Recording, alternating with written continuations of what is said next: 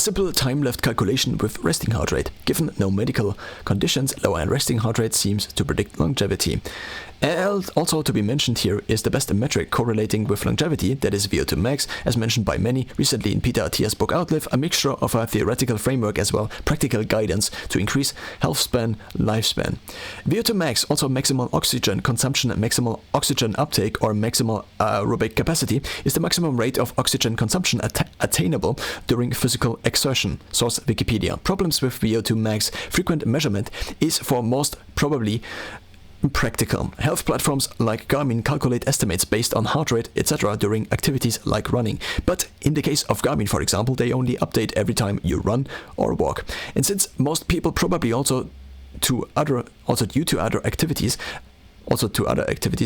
a metric then can be updated with every activity, or better, continuously, would probably be a little more motivating as it provides real-time data, higher sampling frequency.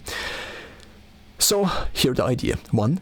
Take a resting heart rate. 2. Average it over some time frame, such as 1 week. 3. Establish limits. 4. Create formula to come up with some biological age equivalent. Asking Bing Chat what a lethal resting heart rate would be, a dangerous heart rate for an adult is above 100 beats per minute. BPM at rest. It also mentioned risk associated with resting heart rate lower than 60 BPM. That this is probably some old data, maybe also the 100 then, but maybe to add in here for reference. Cristiano Ronaldo, I saw today on the Whoop podcast, and he apparently has a resting heart rate of 43. My resting heart rate over a given year is now 49 currently.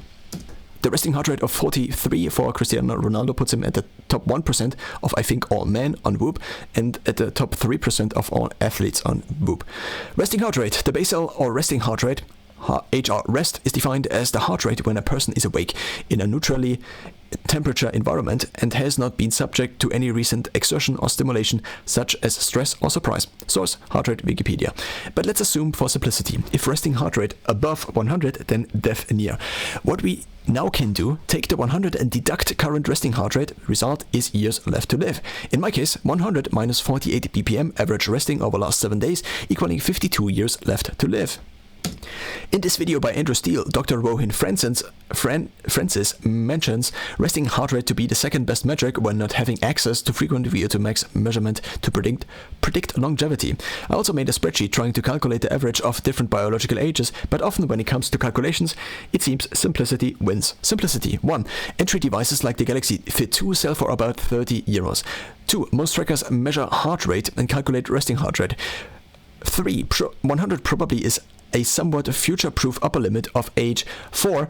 Current resting heart rate records by athletes are at about 30 BPM. This gives a life expectancy of 100 minus 30 equaling 70.